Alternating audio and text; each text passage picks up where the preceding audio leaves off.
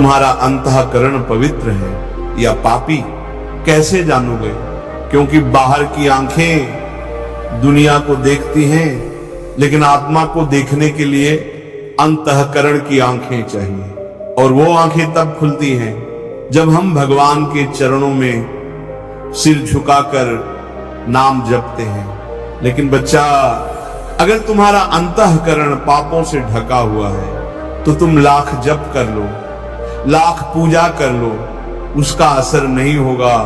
आज हम उन 10 लक्षणों को समझेंगे जो बताते हैं कि तुम्हारे भीतर पाप बैठा है और ये पाप तुम्हारे भजन, तुम्हारी साधना, तुम्हारे जीवन को धीरे धीरे खा रहा है।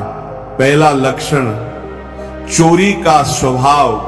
भक्तों, चोरी केवल धन की नहीं होती, आजकल लोग विचारों की भी चोरी करते हैं। किसी महापुरुष की बात को उठा लिया और अपनी छाप लगा दी, ये भी चोरी है। गांव में कोई आदमी मंदिर की भोग थाली से एक रोटी चुरा ले तो सब हल्ला मचाते हैं, लेकिन कोई सत्संग की बात को अपने नाम से प्रचार करे तो उसे प्रचारक कह देते हैं। बेटा, जहां चोरी है वहां हरि नहीं टिकते। जिसका अंतःकरण चोरी की आदत से भरा है वो भगवान के नाम को पचा ही नहीं सकता।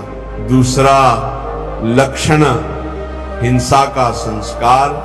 हिंसा केवल तलवार से नहीं होती, कभी कभी तुम्हारी वाणी ही खंजर बन जाती है। किसी की आत्मा को शब्दों से चुबा देना ये भी हिंसा है। भक्तों, जो मांस खाते हैं वो कहते हैं हमने किसी को मारा थोड़ी है, लेकिन बेटा, जब भगवान ने एक जीव को बनाया और तू उसे मारकर खा गया तो तेरा भजन कैसे सच्चा हो सकता है? जहां हिंसा है वहां प्रेम टिकता नहीं, और जहां प्रेम नहीं वहां भक्ति क्या टिकेगी?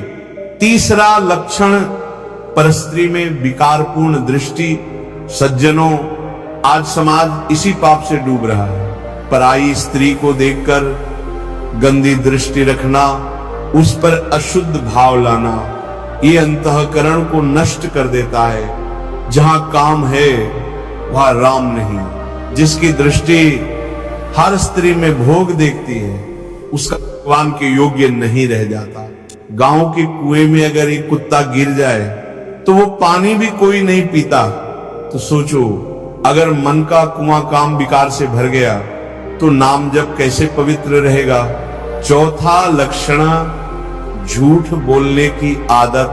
प्रेमी आत्माओं, झूठ बोलकर कोई जीत नहीं पाता, बस पाप की गठरी बांधता है। तुलसीदास जी ने कहा है, झूठ लेना, झूठ देना, झूठ भोजन, झूठ चबेना, हर बात में झूठ घुसा है। और यही झूठ अंत में काल के सामने तुम्हें खड़ा करेगा, जहां न मुंह चलेगा न बहाना। पांचवा लक्षण, चुगली करना, निंदा करना। भजन प्रेमियों, चुगली वो धीमा जहर है जो मनुष्य के संस्कारों को गला देता है। सच्चा साधक कभी पीठ पीछे नहीं बोलता, वो प्रेम से सामने कहकर सुधार करता है। जहां चुगली है वहां राम नहीं है। छठवां लक्षण, पराया अधिकार छीनना।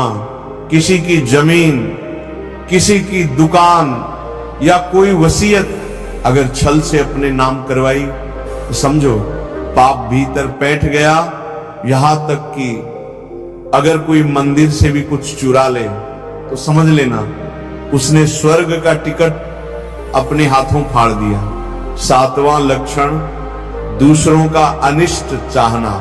बहुत लोग कहते हैं मेरी एक आंख फूट जाए पर पड़ोसी की दोनों फूट जाए, ये पाप का सबसे घिनौना रूप है। जहां दूसरों के पतन में आनंद आता है वहां भगवान का नाम नहीं टिकता। आठवां लक्षण, अश्लील भाषा, गंदी बातें करना। आज की पीढ़ी गालियों में संवाद करती है। अश्लीलता अब मनोरंजन बन चुकी है, लेकिन जिस जुबान से राम नाम निकलना था उससे गंदगी निकली तो आत्मा ने कितना गिरा दिया। ये सोचो, नवा लक्षण, वे मतलब बोलते रहना। कुछ लोग होते हैं जो बस बोलते रहते हैं, बोलने के लिए बोलते हैं। ऐसा मन कभी स्थिर नहीं हो सकता, और जो मन स्थिर नहीं वो नाम में टिक नहीं सकता। और अंत में 10वां लक्षण अहंकार। मैं जानता हूं मैं ही सबसे बड़ा हूं। यही मैं सबसे बड़ा शत्रु है। जिसने मैं को छोड़ा उसी ने भगवान को पाया। अहंकार मिटा तभी हरि का घर बना। तो भजन प्रेमियों, अगर इन 10 लक्षणों में से भी तुम्हारे भीतर है तो उसे पहचानो और नाम जप करके उसे समाप्त करो, वरना यही पाप तुम्हें एक दिन भजन से दूर करके पतन की ओर ले जाएगा। अब क्या करें? पहला उपाय नाम जप। नाम ही एकमात्र अग्नि है जो पाप को जला सकती है। दूसरा, गुरु की शरण में जाओ। गुरु का प्रकाश भीतर के अंधकार को मिटाता है। तीसरा, आत्मनिरीक्षण। हर सुबह पूछो खुद से, आज मैं किस पाप से बचा? प्यारे साधक जनों, अगर जीवन में सच्चा आनंद चाहिए तो अंतःकरण को पवित्र बनाओ। जिसका हृदय पवित्र है वही हरि कृपा का पात्र है। बाकी सब दिखावा है। नाम लो, नाम लो, जितना नाम लो उतना पाप जलता जाएगा। राधे राधे बोलो, राधे राधे जपो, राधे राधे में ही जीवन बसा लो। कोई भी तुम्हारे भीतर है तो उसे पहचानो और नाम जप करके उसे समाप्त करो, वरना यही पाप तुम्हें एक दिन भजन से दूर करके पतन की ओर ले जाएगा। अब क्या करें? पहला उपाय नाम जप। नाम ही एकमात्र अग्नि है जो पाप को जला सकती है। दूसरा, गुरु की शरण में जाओ। गुरु का प्रकाश भीतर के अंधकार को मिटाता है। तीसरा, आत्मनिरीक्षण। हर सुबह पूछो खुद से, आज मैं किस पाप से बचा? प्यारे साधक जनों, अगर जीवन में सच्चा आनंद चाहिए तो अंतःकरण को पवित्र बनाओ।